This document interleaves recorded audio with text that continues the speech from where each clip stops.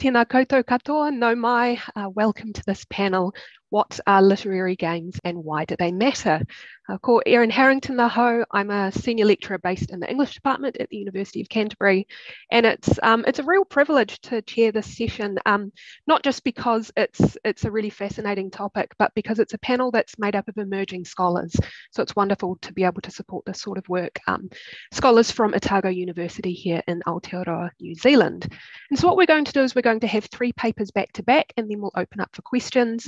But in advance of that, I believe that you can send through questions on the chat and they'll be fed back through to me, or when we get to the end, we can do the usual kind of Zoom hand raisey type thing as well, particularly if you'd prefer to do something a little bit face to face. And can I remind you, I mean, it's kind of done already, but just to keep your mics off if you are able to. And you also might want to change things to speaker view at your end, just so that you get a better look of the presenters and their slides. Thank you very much for your time and for taking the time to come and join us today. And I'd like to welcome our 3 panelists, Caleb Greaves, Chris Lamb, and Ursula Standring Bellug. All 3 are students at Otago University, and they've been part of the instigation of a literary games group, which is founding a community with a focus on understanding games as literary objects. And the work that they're doing here is a really excellent way of thinking through this conference's interest in how digital technologies might in turn foster community. So this was founded in early 2020 and is chaired by the Otago English and Computer Science major Jacob Cohn. And the group critiques games as literary objects. They come together, they read together, they talk about games together, and they consider the way that we might approach games to promote a more conscious form of play. And core to the idea of this group, as well as game studies more generally, is merging the spheres of play on one hand and criticism on the other. And the panelists have been exploring the communal consumption of games as a form of ritual as well, and how this builds links between the 2 spheres. As such, all 3 of the papers that we have today sit at this intersection of literary and genre and game studies, as well, of course, as digital humanities. And so they'll be approaching the idea of community in video games in different yet interlocking ways, each dealing with the question, why are literary games important, and why in turn are they worth studying? So our very first panelist is Chris Lamb.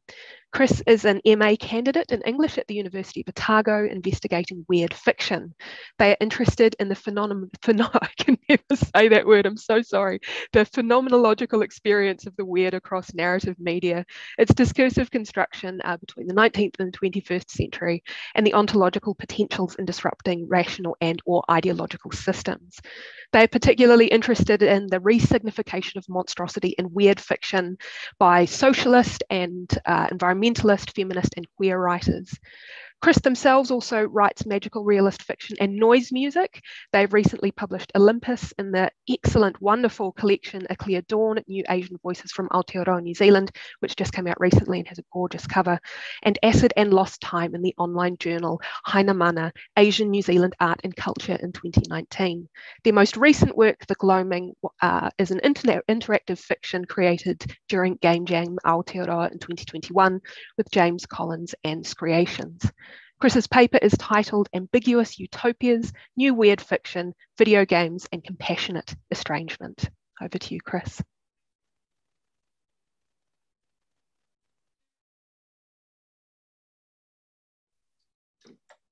Hey, thank you for the introduction, Erin.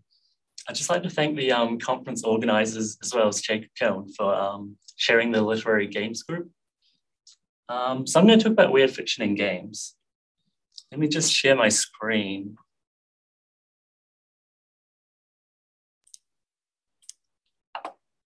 Okay, so when I first submitted my proposal to the DHA, I was only a few months into my master's. I initially thought I'd talk about the utopian impulses in Pathologic 2 and Kentucky Route Zero, 2 games which share an apocalyptic sensibility. But while I was looking back at older texts such as Doom and Silent Hill, I realized that the ways that the simulated world can be navigated and interacted with by the player, as well as how the world responds to such actions, have grown increasingly complex and reactive since the 90s, and that I need to unpack this before moving on. So I won't quite reach the utopian today, and I apologize to anyone who's come specifically for a talk on Pathologic 2 or Kentucky Route Zero. Instead, we're going to traverse through Doom, Silent Hill 2, and Inside to see how weird encounters are produced through a combination of play, visual design, and narrative, something I've provisionally called architectures of terror. My aim for this talk remains the same, to show how the monster as a concept has become increasingly contested over, shifting from a static category to a process of abjection to a system of relations, a kind of monstrous totality that generates violence in those trapped within it. I'm going to start with a short history of weird fiction as a genre, before moving on to a more rigorous definition of the weird as a literary mode. So weird fiction arose out of Gothic and modernist literature around the early 1900s.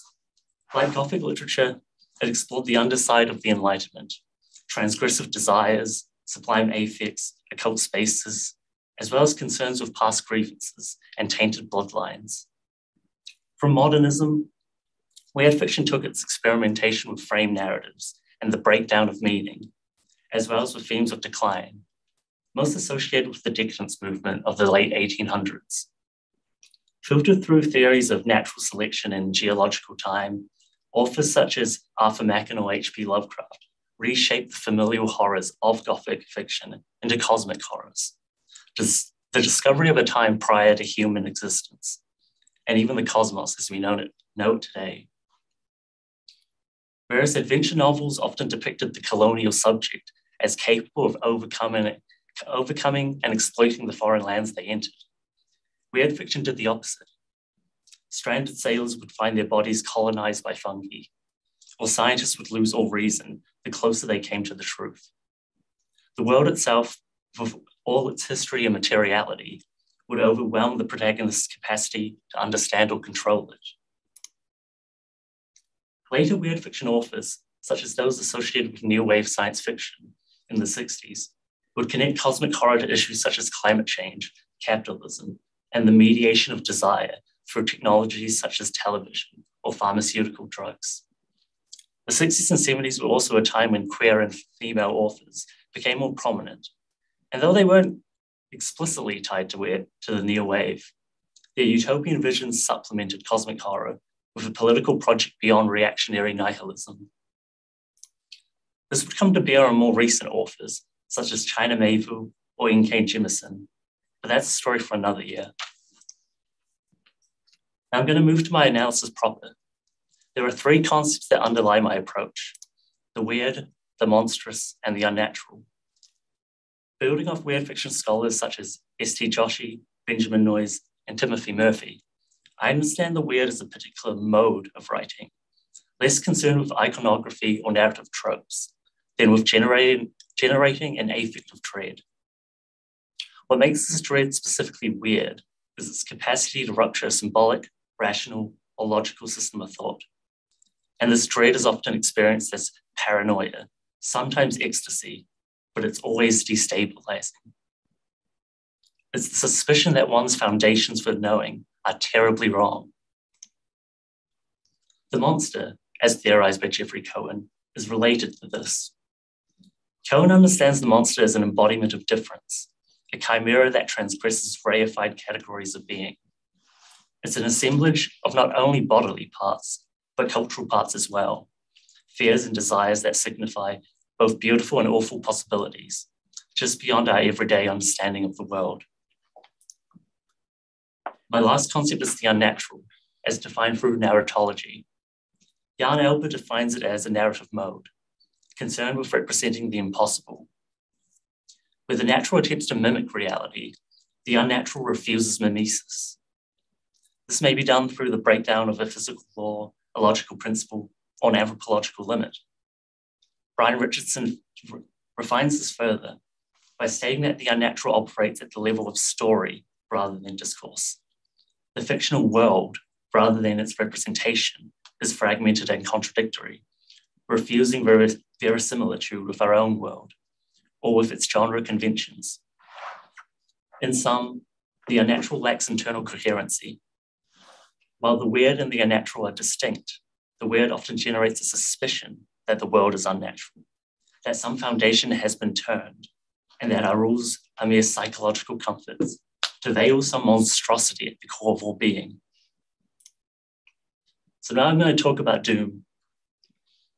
Released in 1993, Doom can be understood as the ur-text of first-person shooters, influenced by 80s pulp fantasy, science horror, and heavy metal. While weird fiction games existed prior to Doom, Doom was one of the first to place the player's avatar into a 3D environment. And while it was celebrated for its gameplay, there's a lot to be said for Doom's environmental storytelling.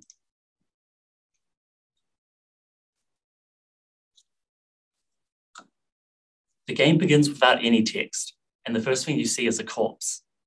Armed with a pistol, your only way of engaging with the other is to shoot and not be shot yourself. From the beginning, this gameplay loop is encouraged, and it slowly builds up as you discover different guns, protective items, and environmental dangers. Much of what makes this loop engaging is Doom's intricate level design. Environments sprawl in all directions. Maze-like corridors suddenly open into vast exteriors, and walls and platforms shift to reveal hidden enemies and secrets.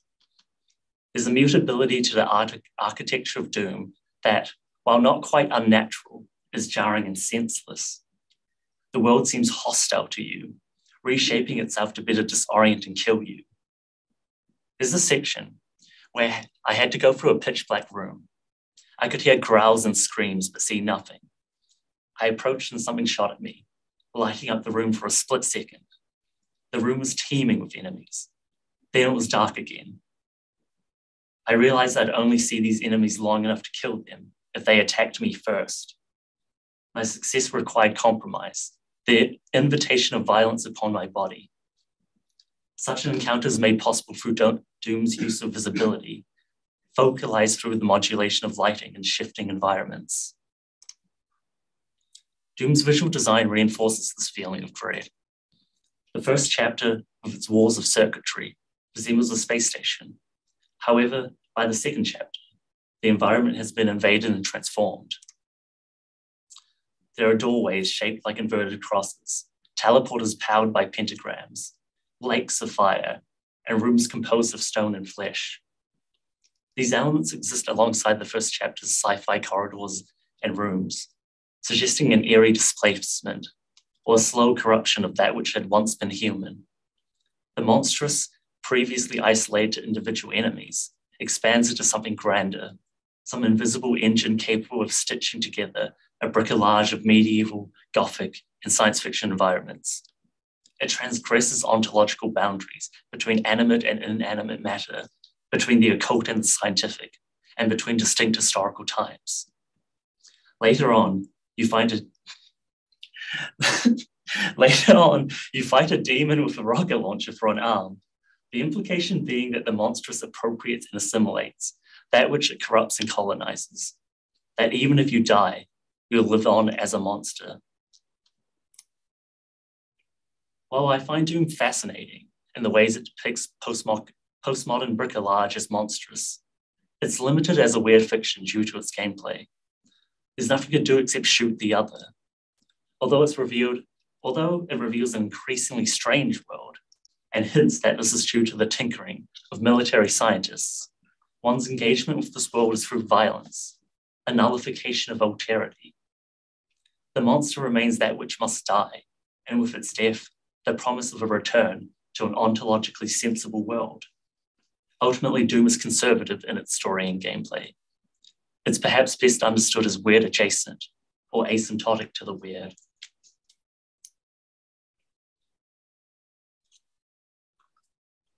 Now, Silent Hill 2 is quite different. Released a decade after Doom, its story was influenced by existential and surreal texts, such as Crime and Punishment and Lost Highway, as well as the art of Hieronymus Bosch and Francis Bacon. As a survival horror, the player's avatar is slow and vulnerable, better off avoiding enemies and conserving ammo. As the story progresses, the environment begins to morph into impossible and contradictory spaces. You begin in a bathroom, controlling the character James Sunderland, who's pulled into Silent Hill after receiving a letter from his dead wife. The bathroom is in disrepair, covered in grime and graffiti, and as you make your way into town, an oppressive fog settles. You can barely see ahead of yourself, and so you become reliant on your ears. There's a pulsating sound far away, deep and earthy. A distorted growl comes from the forest, then cuts off abruptly. Your steps repeat over and again, the same tap, tap, tap. Nothing sounds right. Everything is distorted, stretched, or broken. It's hard to tell which noises are within the diegesis and which are without. You find a radio, and his is static, and you pocket it. You find a key to the apartments, so you go there. You find a clock with a riddle on it, so you solve it. Though James has a motive for being in Silent Hill, to find his dead wife, his immediate goals are absurd. Much of the game involves traversing through repetitive hallways, finding locked room after locked room. In contradistinction to Doom's winding postmodern labyrinths, Silent Hill's labyrinths are rigidly modern, composed of apartments, hotels, and hospitals. They're estranging due to their familiarity, to the possibility that you've been here before and might never have truly left. There's a sequence, about halfway through the game, where you're in a museum. You find a hole in the ground. It's too dark to see the bottom, but your only option is to jump down. You end up in a prison where you find another hole. You jump down. You end up at a lower level of the prison. In the next room, there's another hole, and you jump down.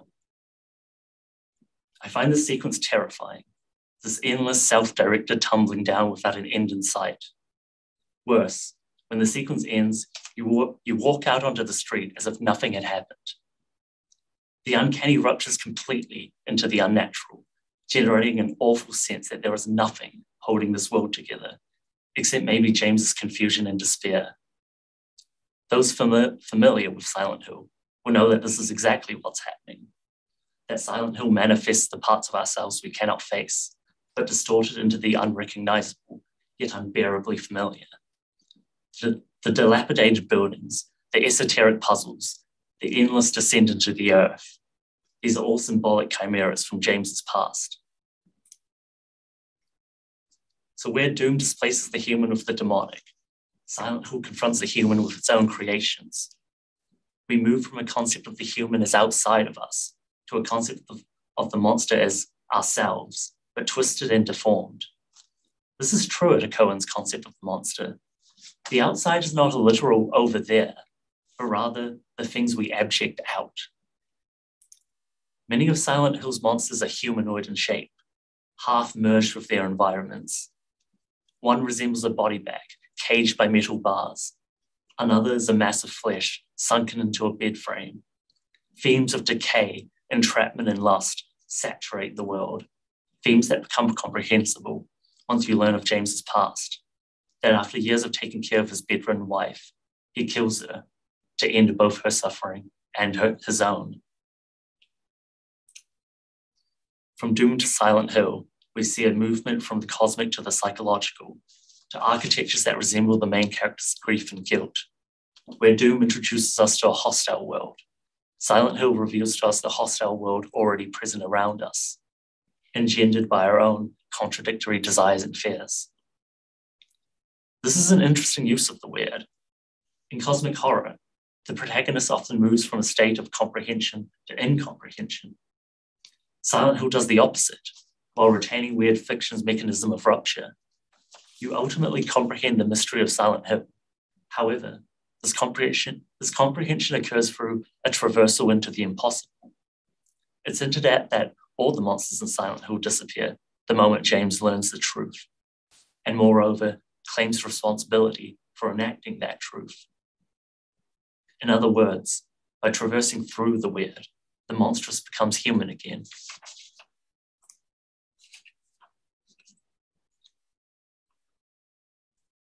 My last example is Inside, which was released in 2016, a decade after Silent Hill 2 and 2 decades after Doom. Combining the minimalism of Eco, the brutalism of Metropolis, and the themes of persecution from the tribe, the player guides an unnamed child through a dystopian society. They cannot attack, only move, jump, and use the environment. Many of Inside's puzzles require you to experiment, leading to repeated deaths. As you progress, you discover workers who've been experimented on, emptied of consciousness, so that they can be piloted en masse. Of my 3 examples, Inside most aligns with cosmic horror. You're not just weak or vulnerable, you're disposable, insignificant. There are soldiers who'll shoot you, dogs that will maul you, and drones that will spare you. And throughout all this, you don't know why. You're given no option to speak, and the only allies you make along the way are with baby chicks, fish, and zombie workers, others who also have no voice. And inside, you're the monster being hunted, the outside that must be contained and destroyed by the people who run this society. This reversal of self and other depicts the construction of monstrosity as horrific, as a social process that bars the things made monstrous from intelligibility. In contrast, the environment presents a different threat. You might break the flooring from beneath your own feet, drown, or be crushed by barrels. Unlike the hostility of Doom's architectures, which were malignant and perverse, Inside's architectures feel hostile due to their indifference, their lack of intent. In Doom and Silent Hill, interactions with the environment were scripted, occurring only at certain sites or with certain items. This gave each event a singularity to their horror. While there are still moments of singularity in Inside, its interactions rely strongly on its physics engine. In other words, the environment reacts predictably. If you drop a safe tied to a plank you're standing on, the plank will break and you'll die. There's a cruel irony to many of these deaths, but they're not unnatural impositions like in Silent Hill. If anything, they're all too natural, completely comprehensible, and horrific in their mechanical precision. Inside's visual design supplements this. There are times when the camera will zoom further and further out until your character becomes a speck amidst mega structures of concrete and steel. Far in the distance, you'll see the silhouettes of silos or an endless array of apartments, bringing to mind Metropolis's dizzying sprawls. Where Doom and Silent Hill concealed threats to surprise and unnerve, Inside reveals immensities that reduce you to insignificance. Strangely enough, this creates a similar feeling of entrapment and dread. Where and Inside could you ever go to escape this awful world? There is only more of the same. I want to end on a slightly optimistic note, which is the point of my master's all along. At the end of Inside, you enter a lab and find a mass of zombie workers fused together into a faceless ball of flesh. You merge with them and break free from the lab, smashing through windows and walls and crushing everyone in your way. This is one of the only moments in the game where you gain a sense of power, and it's as a literal assemblage of dehumanized beings, brought to life through the experimentations of a totalitarian society. I think this is a pivotal moment in gaming history.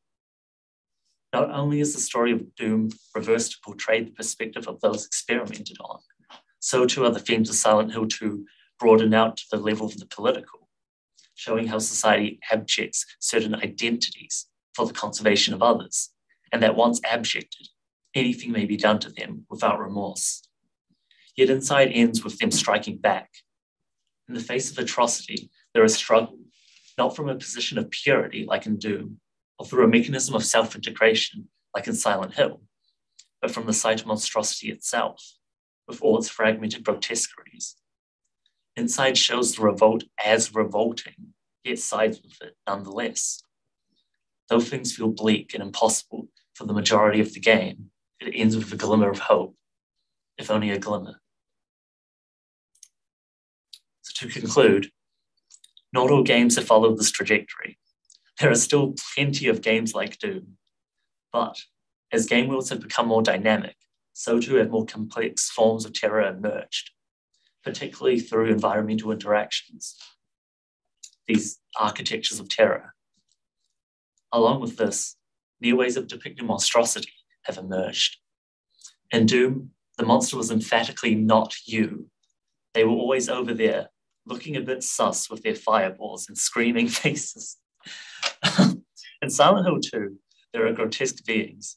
However, there comes a point when you realize that they were you all along, broken up and stitched back together into obscene forms.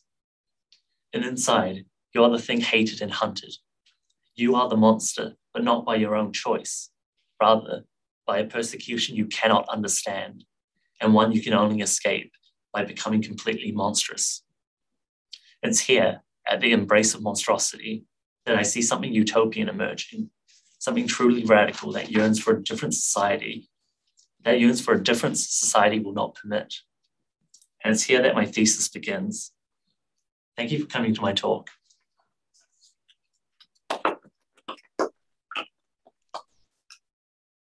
Thank you so much, Chris. My own area of research is horror, so I've just been sitting there like that, completely, I don't know, overcome by some of that. I'm going to certainly pick your brains at a later date, I think. So we can become pen pals. Now we've got heaps of time. We've got about 20 minutes. If anyone has any questions for any of our panelists, you can either throw them through in the chat, or you're very welcome to put your hand up and I'll call on you if you like.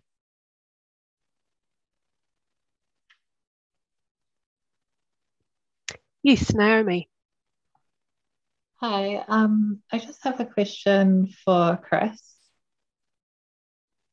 So my question is just if you would be able to share some of your thoughts around the abjection as a kind of ritual, sort of like carving off of the parts of ourselves that we don't want to deal with. It's like you brought up the concept of abject a few times throughout your presentation. But yeah, I was wondering if you'd just be able to elaborate a bit more on the kind of the subversion of abjection. So instead of it being a sort of like we're carving off the parts of ourselves that we can't deal with onto other, it's instead a sort of like power dynamic change or something. Yeah, where what has become objectified is kind of like, yeah. Okay.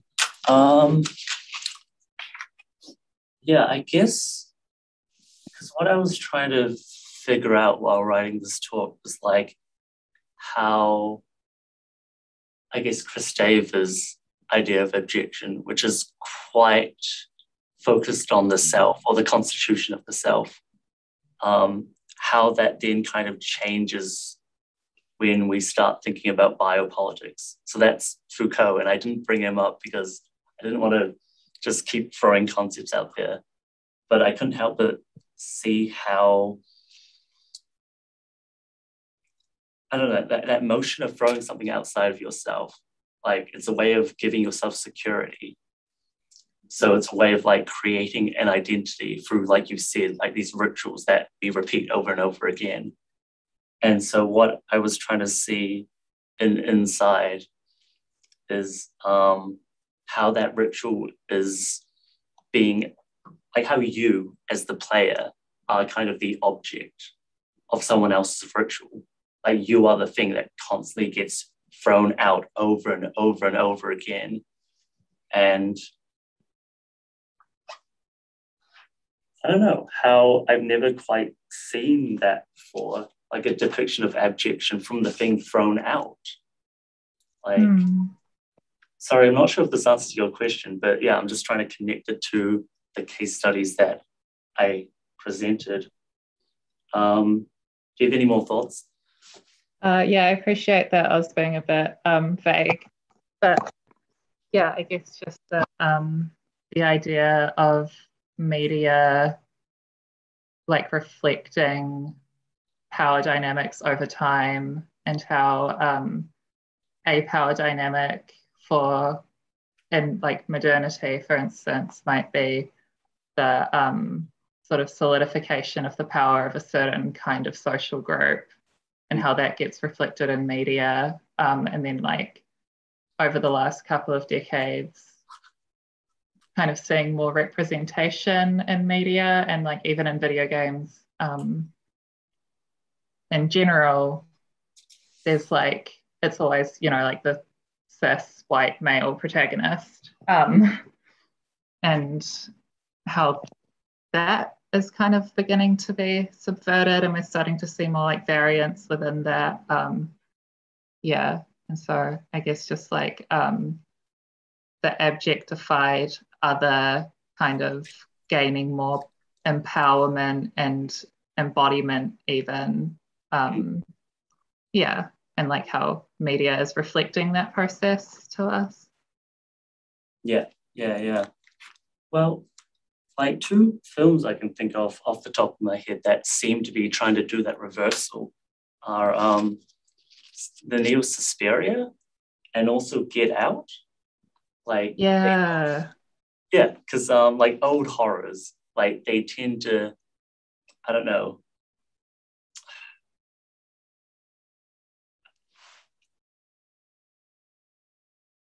Sorry, I can't quite think of it, but like in Get Out, like the black body is both something that's kind of denigrated, but they're also like reified at the same time. So like I can't help but think that that's a dynamic very similar to abjection. Like it's both disgusting but fascinating for like the white family. Yeah. And like he's almost like a trophy boyfriend that they then completely, you know, consume. Cool. Awesome. Thank you. No worries. Oh, Erin, you're muted. Yeah, no, there we go. There always has to be one in the panel who mucks up the muting, and it's going to be me. Tyler has a question for Chris as well. Tyler, you're welcome to put your video on too if you have one and feel that way inclined. Well, it says the host has stopped all video, so I'll just go without video. I wanted to expand on something you touched on in your talk, which is soundscapes and the role of music and audio in your architectures of terror, because that's something that really fascinates me, is the role that audio and music plays in horror. Yeah, well, that's something I did really want to like bring up, but yeah, didn't want to cram too much. So I didn't mention that Doom, like its soundscapes are kind of a mess. Like you just have heavy metal playing in the background while you're just running around shooting things. And then sometimes suddenly there's just ambient industrial sounds. So like, I don't know, it's quite an arcadey experience. So even though it can be quite immersive, you kind of can just fall back into that kind of default gameplay. I'm just shooting things.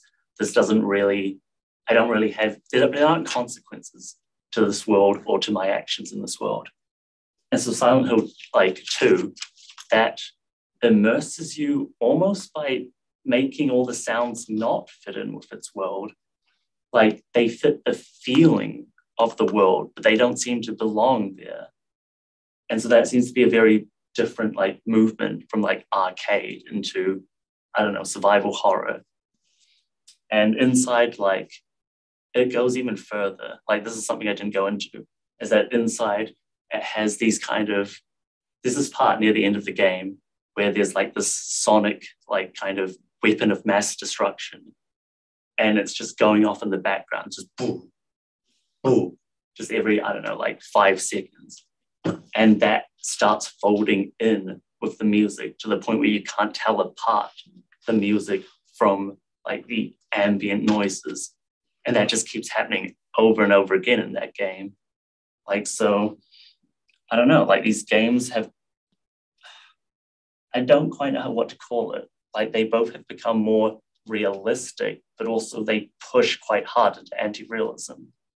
Like I can't help but feel like the diegetic and the non-diegetic, these terms don't work anymore in gaming, or at least in the more experimental games.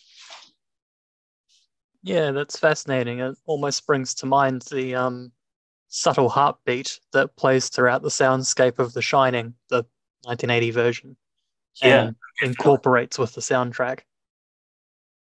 That was great, thank you. No worries. Now there's another question for Chris here, but before that, I wonder if anyone has a question for Ursula or Caleb. I have some questions I'd quite like to ask, but I'll see if the room has any burning questions first. Well, one question for you, Ursula, is that, you know, the game that you're writing about, that you're studying, is so is clearly so personal to the people who are playing it as well. And you mentioned the moment at the end where you go from having from being anonymous and just encountering one another through your avatars. And then did you say that there's a moment at the end where you get to see people's usernames? Yes, so it sort of rolls with the credits at the end. It gives you, sorry. No, I was going to say, how do you think that moment of recognition, perhaps, I'm not even sure if that's the right word, functions within the schema that you're working with too? It's quite interesting, actually. A couple of times that I've played Journey, you sort of think that you're playing with one person the whole time.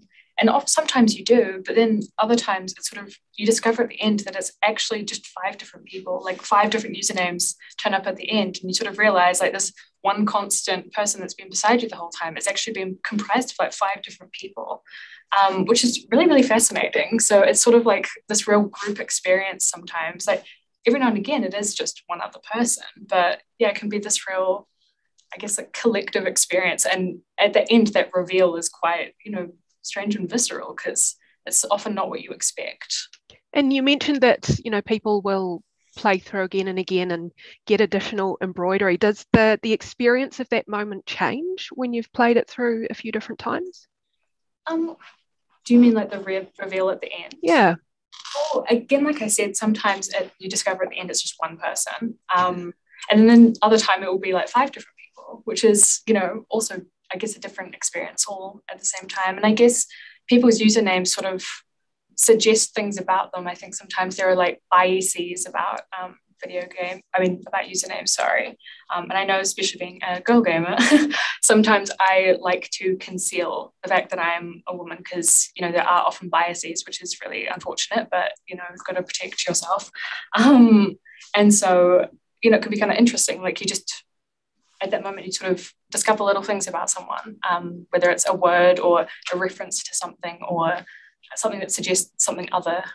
It's a revealing moment. It's always different, I think. Yeah, it sounds really beautiful, but also about the way that ritual might have certain beats that you hit along the way, but the outcomes might be different each time. Totally. I'd say it's very much different every time I play it, which is interesting. And did anybody have anything for Caleb? Because I've got a question for him too before we come back to Chris and monsters. Yeah. I mean, I was really fascinated by your discussion about the extent to which we become cognizant of our encounters with things like dialogue trees and so on. Was there a particular game that you were playing when you suddenly started to realise the extent to which you were making either very deliberate choices as a player as opposed to kind of barreling through that might have maybe sparked some of this interest? Well, I guess I've always been very conscious of that when I play games. Like, I used to hate choose your own adventure books because I would have to read them every single time to get every single ending. So there was a very acute nature of being aware of the fact that each choice you make within these dialogue trees spreads out, and the longer the game is, the more important these choices are, because the harder it's going to be for me to go back and play the whole thing again to get different outcomes. So, like, I think Mass Effect was probably one of the first ones I played that was kind of similar to that. But there have definitely been ones later on, and kind of with the like a lot of the games by Telltale Games and stuff have been like that lately. But I think Mass Effect was probably the main one because I've always been quite consciously aware of that fact. But it wasn't until I started kind of doing the linguistics that I really realized how much importance that had. And how much the dialogue we choose, especially because we often put so much of ourselves into games, which is how we can have transcendent experiences or almost religious feeling, ritualistic experiences and feel that communitas, is because we put so much of ourselves into video games. So I think that's where I can really kind of realize that we can actually use that as a way of a form of discourse analysis, even though it's not between two physical people. Yeah, I was thinking while you're talking of the Walking Dead game that Telltale did, and the degree of moral culpability you become increasingly aware that you have, specifically through the use of that dialogue. Yeah, that's the moral culpability is huge when you're looking at dialogue with this. Like within all of the games where you make choices, so many of your choices can result in quite morally, quite serious moral implications, which again require you to invest yourself in the game. If there's that distance where you don't have any care about what happens in the game, then you're not going to worry about those moral implications. Yeah, and even games like The Last of Us Part 2, so many of the dialogue choices that the NPCs make are in reaction to morally grey or honestly morally heinous deeds which you've done throughout the game. And you're like, oh yeah, this is fine, they're all NPCs, no one cares. And then the last one you left alive is running around like screaming for his buddies who have, you've all murdered. You're like, wow, they actually care about each other. Yeah. It's fascinating, yeah. I'll flick over to Tess, who has an amazing question for Chris. Tess, did you want to ask that yourself? Sure. I put it in the chat because I also realised that we'd had a lot of questions for the same person, so I was trying to leave it as a possible later question. Brilliant papers, all of you. Thank you so much. I also work on monstrosity in games, but I look at roleplay games like The Witcher and Skyrim and these kind of big games that have a lot of that kind of dissection from fans and wanting to know and understand every single element and how to kind of best it. And I've recently been thinking a lot about how monsters, this idea of monstrosity by a lot of kind of conventional definitions and a lot of what you talked about, these ideas of objection and of being kind of unknowable. And the way that games then have to produce a kind of set of statistics and a set of very knowable, definable kind of elements for a non-player character and for a monster within the game. But as I was listening to what you were talking about, I felt like especially that kind of amalgamation of bodies and what you were talking about at the end really managed to defy that and have elements in a game that were kind of still monstrous in its unknowability, if that makes sense. So I was just wondering if you can comment on how you think this idea of monstrosity sort of holds up for games that do have to, create, a very systematized kind of way of knowing a thing or a monster. Yeah, I guess a lot of that, like how we know things in games, like a lot of that seems to tie to meta. So for people who don't know what that means, it's just like learning the game rules behind, all the story and whatnot, and just creating, the most efficient, killing machine you can. And so RPGs are good for that because there is like a system of like how attack rolls work, how accurate you can be, etc., etc. And I guess a lot of the like action RPGs have tried to hide that more and more. So in The Witcher 3, like the first time you encounter a banshee, it is utterly terrifying. Like you don't know what's going on. And it's only through like repeated fights that it becomes kind of, rigid. You do exactly what you have to do and then they're dead. And I guess for a game like Inside, where you keep encountering a very different thing over and over again, like you don't get that repetition, or rather the repetition keeps changing. And I think that's how it really shocks you. But there are also examples within CRPGs that I can think of, like two off the top of my head were Knights of the Old Republic 2 and Disco Elysium, where like those two kind of push pretty hard into cosmic horror at certain moments of their narratives. Like Knights of the Old Republic 2, it's based off D&D, but like the three Sith Lords, like one is like a dude that died but was so strong in the Force that he somehow could hold all his broken bits of his body back together. And the only reason he stays alive is because that pain keeps him conscious enough to keep holding his body together. Another character is like some kind of Force black hole. Like he's like a gaping void in the Force or something. And like, I don't think he even has a body. And then another Sith Lord is just like the, for lack of a better like term, the Platonic ideal of betrayal. Like that's Like, even though you go through the game and you do eventually fight them, like that conceptually stays in your mind as, what the hell am I doing? Like, what is going on here? And with Disco Elysium, it doesn't even have combat. So it kind of tries to get away from the big stat management. And regardless of what class you do and what skills you take up, like all your skills speak to you. Like when you're going through a conversation, you're dialoguing with them. So it's almost like they're characters. And there's no like real meta to that game. Like failing is fun. It's really fun seeing your character just mess up and all the other characters looking at you pitifully. That's amazing. I want to keep going, but I'm afraid that we've kind of run up against almost our time. I hope that everyone is able to join me in thanking our panelists, Chris, Ursula, and Caleb. I've been really inspired by this, not just from the work that you're doing, but the fact that you as emerging scholars are also creating your own community of research practice. I just think that's so amazing, and so kudos to you and to the staff members who I'm sure no doubt have been supporting you in this as well. To the rest of you, thank you so much for your time and attention. I hope you enjoy the rest of your time over the next few days in the conference, and yeah, thank you very much. Thank you to the panelists.